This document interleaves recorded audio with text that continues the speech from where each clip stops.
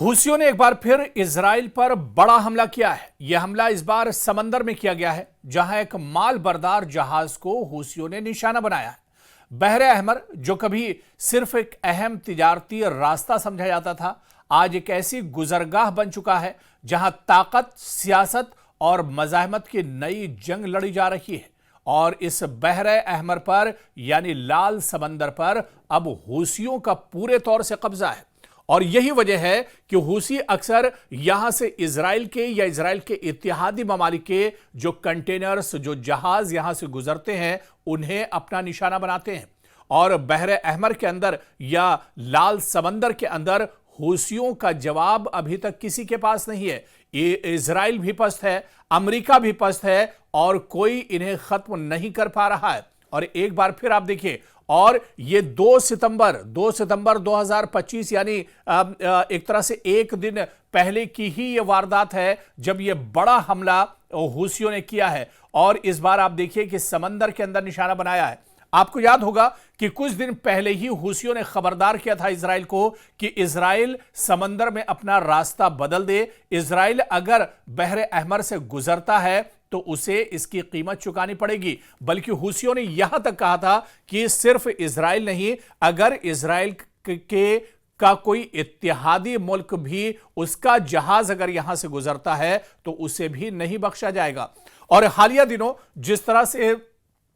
Yemen के वज़ीर आज़म का कत्ल किया गया है, उन्हें मारा गया है और इजराइल ने उनका खात्मा किया है, इसके बाद हूसियों ने अब कसम खा ली है कि इजराइल को नेस्त नाबूद कर देंगे, इजराइल को एक तरह से तबाह बर्बाद कर देंगे। और उसके बाद ही देखिए कि उसके फौरन बाद इसे एक बड़ी जवाबी कार्रवाई के तौर पर देखा जा रहा है। यमन के हूसी लड़ाके जो बरसों से अपने वतन में दाखिली और खारजी कुव्वतों से बरसरे पैकार हैं, अब बहरे अहमर के पानियों पर भी अपनी मौजूदगी का खौफनाक इजहार कर रहे हैं। यह सिर्फ एक इलाकाई मसला नहीं, हूसियों के हमले अब बैनुल-अक़वामी बहरी ट्रैफिक, तवानाई की तरसील और खासकर इजराइल के लिए बड़ा चैलेंज बन गया है। बहरे अहमर एक नया जंगी महाज बन गया है जहां इजराइल या इसके इत्तेहादियों के लिए बड़ी मुश्किल खड़ी हो गई है।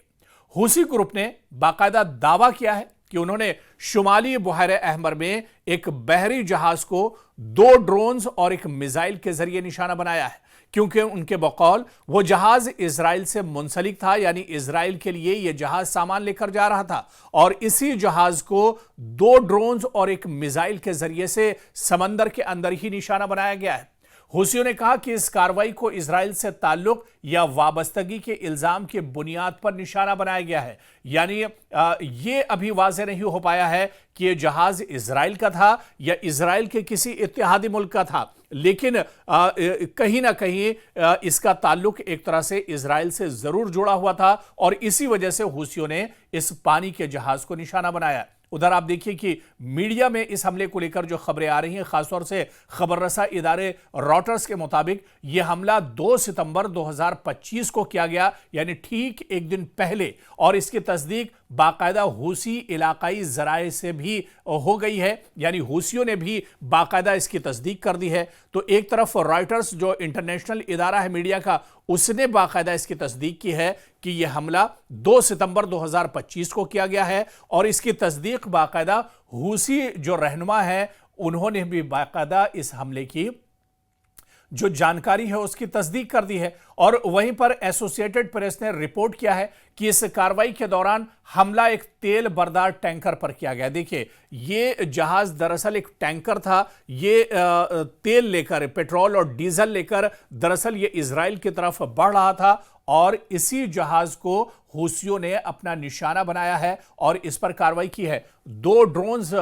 मारे हैं और इसके अलावा एक मिसाइल से भी हमला किया गया है, लेकिन इस टैंकर को बहुत ज्यादा नुकसान नहीं पहुंचा और वो एक तरह से महफूज रहा है। तो कुल मिलाकर आप देखिए कि इजराइल या इजराइल से जुड़ा हुआ कोई भी ममालिक का अगर कोई टैंकर, कोई कंटेनर या कोई जहाज पानी का बहरे अहमर से गुजरता है तो वो महफूज नहीं है। हालांकि लाख कोशिशें इसके लिए अमेरिका ने की हैं, लाख कोशिशें इसके लिए इजराइल कर रहा है। इजराइल ने समंदर के अंदर भी अपनी फौज अब एक तरह से बिठा दी है, लेकिन अभी तक समंदर के अंदर और लाल समंदर के अंदर हूसियों का तोड़ इजराइल और अमेरिका के पास नहीं है और इसी वजह से एक तरह से इजराइल पस्त हो रहा है, इजराइल को परेशानियों का सामना करना पड़ रहा है क्योंकि जो कंटेनर्स इजराइल के लिए सामान लेकर बहरे अहमर से गुजर रहे हैं, क्योंकि अब तो इजराइल की कोशिश ये रहती है कि इस रास्ते का इस्तेमाल ना किया जाए, लेकिन इस पूरे समंदर के अंदर, इस पूरे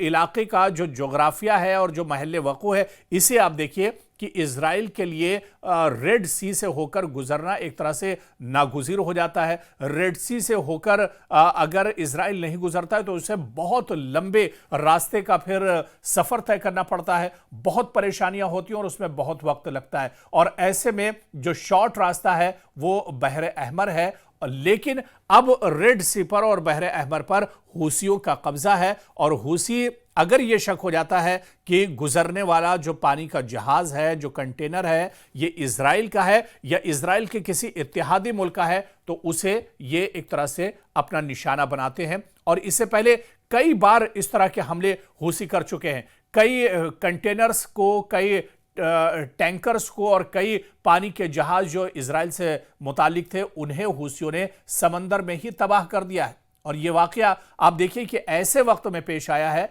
जब हूसियों ने हाल ही में अपने नाम नेहाद वजीर आजम समेत दीगर सीनियर हुक्काम को होने वाले इजरायली फजाई हमले के जवाब में अपनी कार्रवाई एक तरह से तेज कर दी है। जिस तरह से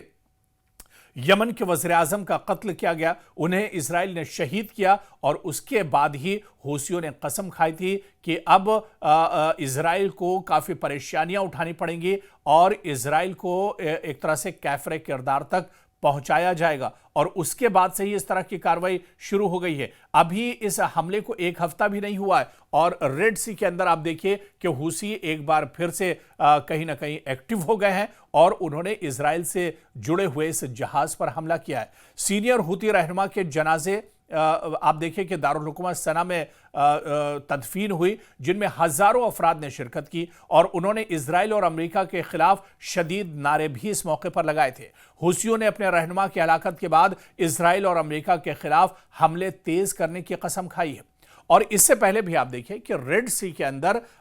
जो हूसी है या इसके अलावा अगर इजराइल पर हूसियों के हमले की बात करें तो कई ऐसे बड़े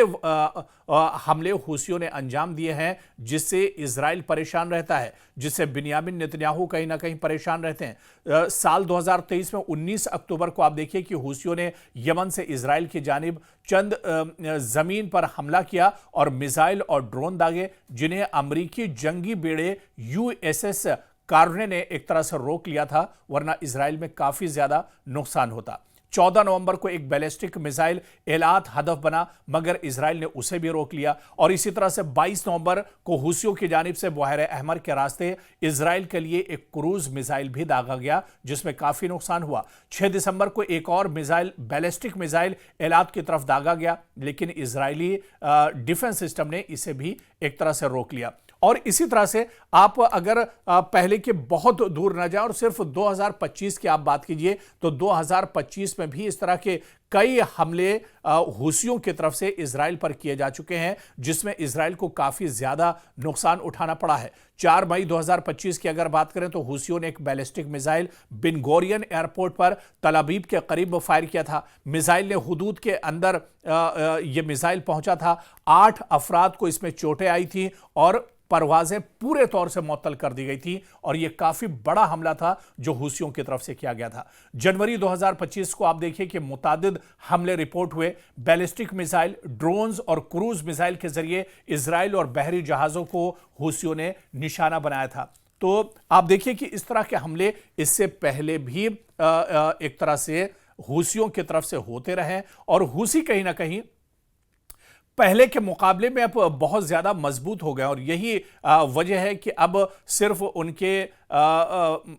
जो रॉकेट्स थे या जो ड्रोन्स थे अब इससे कहीं ज्यादा आगे हूसी बढ़ चुके हैं। अब हूसियों के पास बैलिस्टिक मिसाइल भी हैं, लेटेस्ट ड्रोन भी हैं, क्रूज मिसाइल का इस्तेमाल भी करते हैं और यहां तक की जो खबर आई थी कि ये हाइपरसोनिक सिस्टम्स और जो मिसाइल हैं इसका इस्तेमाल भी करते हैं और बेशतर हमले इजराइल